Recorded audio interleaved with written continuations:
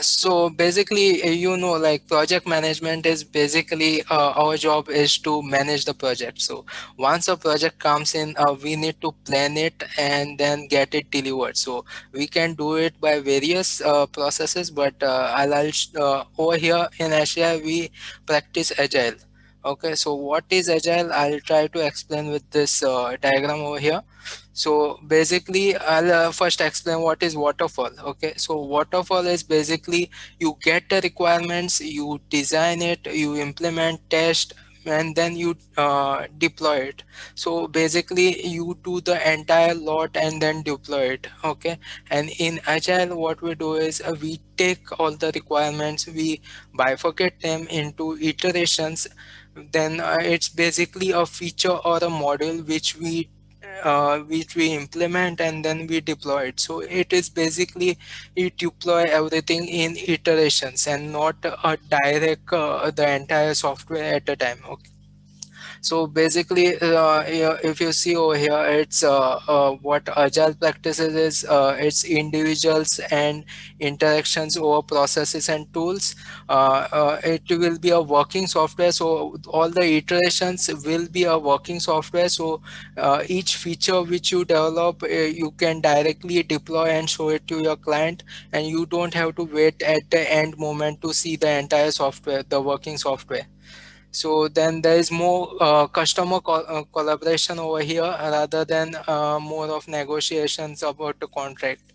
Okay, and there is more of responding to change. So if there is a change request which comes in middle of the project, we don't panic. We just we have our plan, so we try to adapt to that change and we try to take it up in our iterations.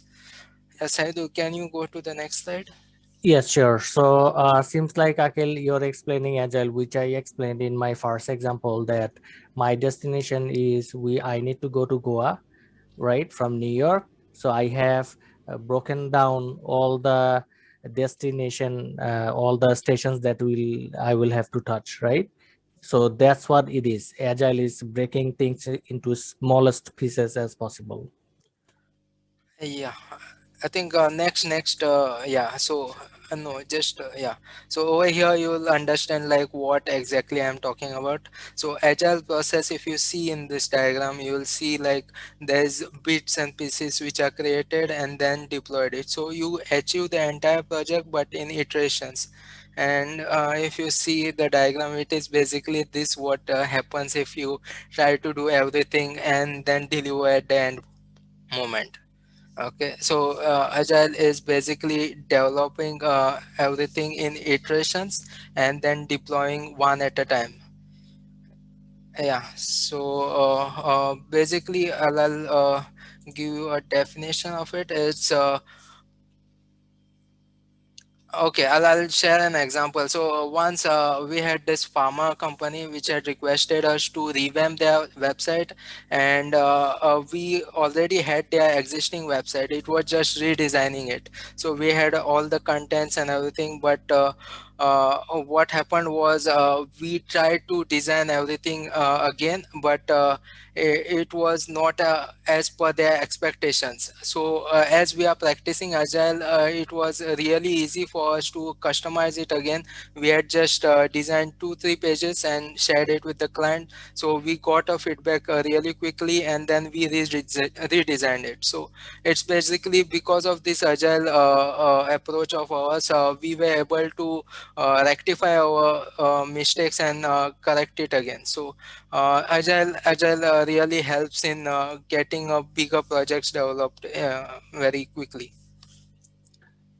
We may have one question that I already got my requirement. I already set the budget. Now a new change came in. So what exactly should I do? It's very simple. We have to re-estimate, right? We have to analyze the new change and we have to see how much additional effort is required. And that effort should be communicated with the client. And if all parties agree, then we can proceed and start the project again. Thank you, Akhil. So it was a nice introduction, and looking at the image, it's very easy to understand, right? when it's waterfall, there is a chance that when you deliver the project, you may end up delivering a completely wrong product. Then all the efforts you have put from the beginning, you are actually in kind of a mess, right? Because client is not liking the product. But in agile environment, you have broken down into smallest segments. Now if one specific thing is wrong, you can definitely go back and change it and make things right. So it creates the possibility of delivering the most accurate product. So thank you, Akhil. Let me move to the next slide.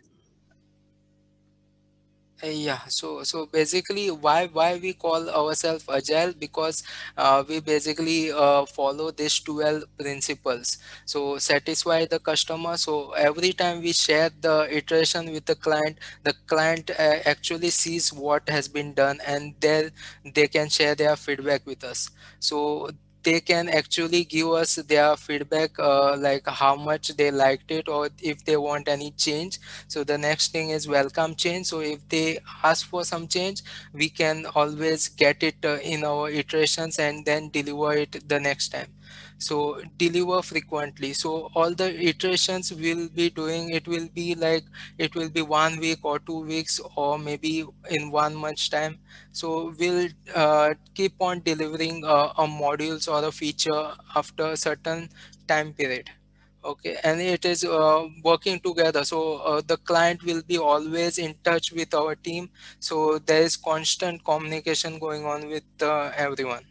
Okay, so there is always trust build up because they see what we have been doing. So it is not like client is in dark, and we are just telling them that we'll deliver tomorrow or something like that. There is certain time periods which are planned, and we deliver at those time periods, right? So there is more of face-to-face communication going on. I'll explain this a bit later. So working software, so this is basically the modules, and we can easily deploy this if there is an existing software which has been developed and we are just building some features, then we can directly deploy those features. So you must be knowing, like Facebook, they have new features which are coming in. So they basically apply this type of principles, right? They develop a feature, they deploy it, and then you can use those features.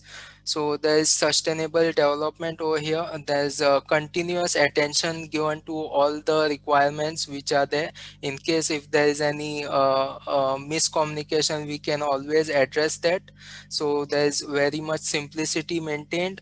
Self-organizing team, so I'll explain this also a bit later. Okay, and there's reflect and adjust, so this is also coming up a bit later. So this is basically in the next slide, I'll try to explain this. Yeah.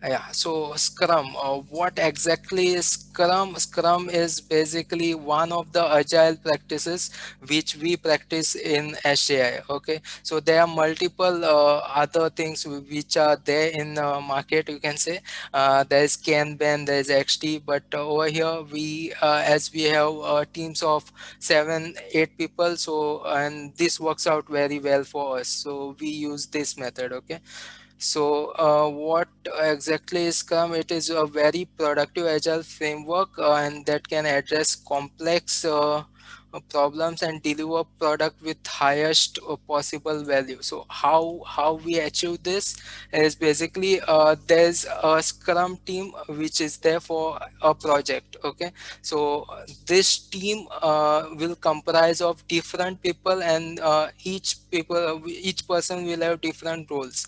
So over here there will be a scrum master, there will be developer team, and there will be a product owner. So who is a scrum master? Scrum master is basically a person that will be facilitating all these activities which are going to happen in scrum. Okay, so if there is a project which comes in, there will be a backlog created, there will be a task created based on the requirements. Okay, so now which okay, let me go to the next one first. Say, can you go to the next one?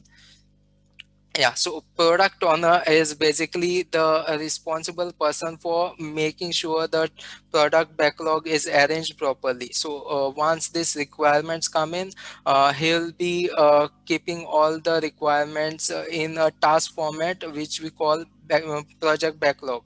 Okay, and then there is a development team which is responsible for getting this task actioned and completed. So now there will be like at the start of the project there will be meetings going on, and these meetings will be handled by the scrum master, who will be the host of it, and he'll make sure that nothing no issues happen, or there is no conflicts which happen between these two parties. Or if there is anything else, like make sure like all everything is clear, every all the people have understood exactly what is required in this project. Okay, so Setu, can you go to the next one? Yeah, so basically at the start of the project, we decide actually like when we are going to complete one iteration. Okay, so if we are planning to develop a module, then when we are going to deliver this module, or if there is certain features we are planning to deliver, then what will be the time period. So it can be basically of 1 week, 2 weeks, or maybe a month, not more than that. Okay, so at the start there will be planning. So this planning meeting is called sprint. Okay, and then at that point of time we'll plan like which exactly task will be working on it, that sprint. Okay, so basically to help this sprint, there will be if everything is going in proper flow, we'll have to have a daily scrum, which is a stand-up meeting of 15 minutes, where every person who is involved will answer three simple questions: what did you do yesterday, what you are going to do today, and what issues you faced yesterday, or you are planning to do today. So those type of questions, and if there is any issues, it's scrum master's responsibility to mitigate those issues. Okay, so if Saidul, can you go to the next slide? I think it will be better if we directly go to the slide number uh, yeah, 14 if possible, so I can explain it bit better. Yeah, so basically, yeah, so I can explain it here much better. So sprint planning, if we are planning a sprint of 2 weeks over here, right? So it is basically a backlog. You can see at the bottom, right? Project backlog is the list of all the requirements what you have. So now the product owner's responsibility is to put in like which features he wants on priority. So he will try to give the features, the feature list to scrum master, and then they will decide like the sprint, like for that sprint which task will be taken up. So that will be your sprint backlog, right? So in that meeting, the development team, the product owner, and the scrum master will sit and decide on this, like what are their features what they will be working on, and if there is clarity in it, like everyone is sure like what they are going to develop.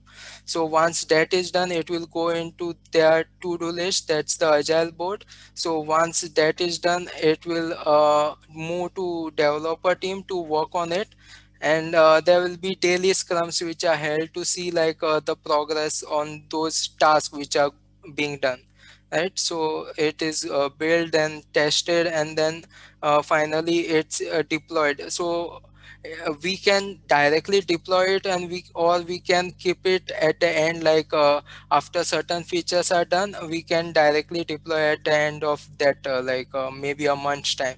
So that's basically customers wish, like when he wants to deploy certain features.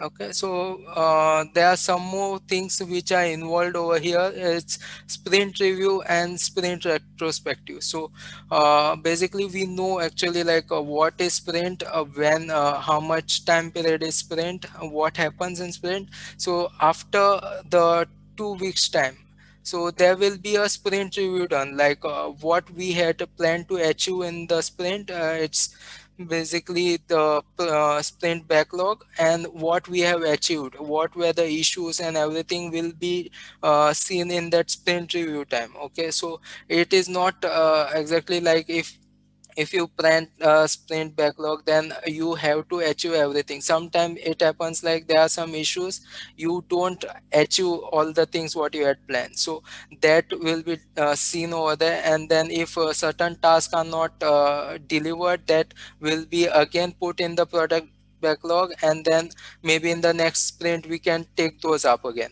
right? So it's basically the product owner's responsibility at that time to see like how we should proceed with that. And then there's sprint retrospective. So over there, product owner, the development teams will see like what didn't went well, so how we can improve. Those type of questions will be asked, and we'll try to see like what are the outcomes from there, and then maybe in the next sprint we can improve on those ideas, right? So that is basically Scrum, and that is where like this is exactly how we do it over here in HAI. Yeah, I think that covers. Yeah, thank you, Akhil. So about daily Scrum, I want to add one thing. Daily Scrum is uh, checking the status, right? Informing the status. Daily Scrum meeting is not to discuss the solutions. It's just to check the status. If there is any issue that was brought up in Scrum, that specific issue should be discussed in a separate meeting because it involves lots of members. Now, if you start discussing a solution for that issue, it will consume your time, which we don't want to do. In Scrum, we just discuss what is the issue and that's it. And later on, we arrange a different meeting and discuss the detail of the problem, how we can find a solution for that. So thank you, Akhil, for giving this idea. We are trying to just give the concept of agile. So later on, if we move to the next slides, you guys understand how this entire cycle actually works, how you get a client and then how you deliver a project. We have to try to maintain the sequence based on our real experiences in the company. So thank you, Akhil. Let me move to the next slide.